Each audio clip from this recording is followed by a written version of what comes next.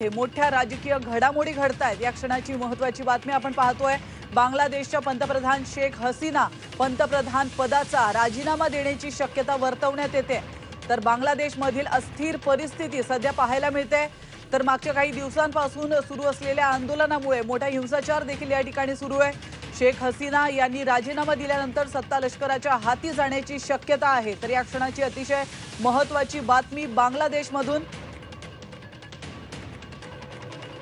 तर याविषयी अधिक माहिती देण्यासाठी आपला प्रतिनिधी उर्वशी खोना आपल्या सोबत फोन लाईन वरून जोडल्या गेलेले आहेत। उर्वशी, बांगलादेशमधून महत्त्वाची माहिती, पंतप्रधान शेख हसीना पंतप्रधान पदाचा राजीनामा देण्याची शक्यता वर्तवण्यात येते, नेमकं कारण काय?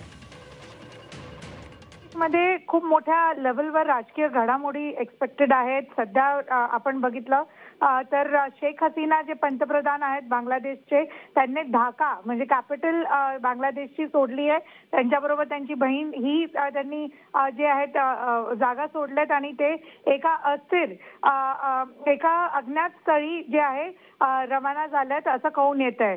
काहीच वेळात तिकडचे जे आर्मी चीफ आहेत जनरल वेकर उज जमान ते बांगलादेश आणि देशाला संबोधित करणार आणि तेव्हा कळून येणार की शेख हसीना यांनी रेझिग्नेशन दिलं आहे की नाही।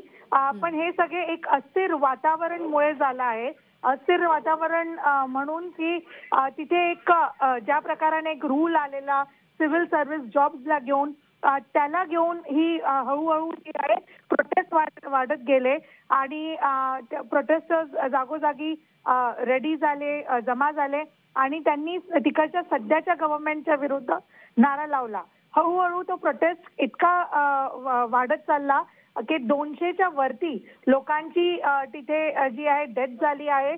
त्यात खूप असे हिंदू नॅशनल्स आहेत। इतकंच नव्हे तर झेनझी हा एक एलिमेंट पण आला या प्रोटेस्टमध्ये, जिथे हे बघितलं जात आहे की कसे ते डिवाइड तिकडचे जे सिटिझन्स आहेत ते सांगतात की डिवाइड अँड रूल हा कुठे ना कुठे शेख हसीना आणि त्यांची गव्हर्नमेंट यूज करायची, पण आता आम्ही सगळे युनायटेड आहात।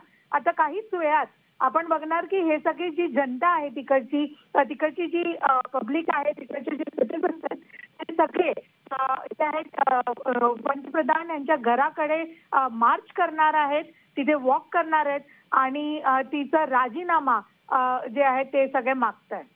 बिलकुल उर्वशी, आपण पाहतोय खरं तर आंतरराष्ट्रीय स्तरावरची ही फार मोठी घडामोड आहे, राजकीय घडामोड आहे। बांगलादेशच्या पंतप्रधान शेख हसीना पंतप्रधान पदाचा राजीनामा देण्याची शक्यता आहे, मात्र यावर शिक्कामोर्तब नेमकं कधीपर्यंत होऊ शकतो?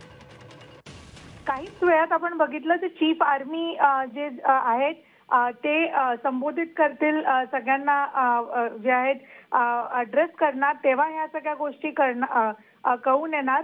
पण एक आपण बघितलं तर ही जी घडामोडी आहे याचं कुठे ना कुठे एक रिलेशन भारताबरोबर पण आहे, कारण की शेख हसीनाची आत्ताची जी गव्हर्नमेंट होती ती भारताच्या आत्ताच्या सरकारबद्दल एनडीएचं जो सरकार आहे त्यांच्याबरोबर रिलेशन खूप चांगले होते। तर म्हणून आता अज्ञात स्थळी जे शेख हसीना गेली आहे, खूप असे एक्सपर्ट्स हे पण सांगतात की ती भारतात येऊ शकते का, याचा एक प्रश्न पण निर्माण होतोय। पण अजून ह्याला काहीच हे नाहीये। पण आपण बघतोय की विद्यार्थ्यांचा मृतदेहावरून एक निर्देशन आला आहे। आज सकाळी पण आपण बघितलं तर मिनिस्ट्री ऑफ एक्सटर्नल अफेअर्स म्हणजे इंडियन मिनिस्ट्रीने पण इंडियन गव्हर्नमेंटने पण ॲडवायझरी काढली आहे आणि बांगलादेशच्या विरोधात म्हणजे बांगलादेशमध्ये कोणीही ट्रॅव्हल नाही करावं अशी ती ट्रॅव्हल ॲडवायझरी। नक्कीच धन्यवाद उर्वशी, तुम्ही दिलेल्या महत्त्वपूर्ण माहितीबद्दल। या क्षणाची महत्त्वाची बातमी, शेख हसीना पंतप्रधान पदाचा राजीनामा देण्याची शक्यता वर्तवण्यात येते। काही दिवसांपासून बांगलादेशमध्ये मोठा हिंसाचार झाल्याचा आपण पाहतोय आणि या पार्श्वभूमीवर हा मोठा निर्णय बांगलादेशच्या पंतप्रधान शेख हसीना घेण्याची शक्यता आहे।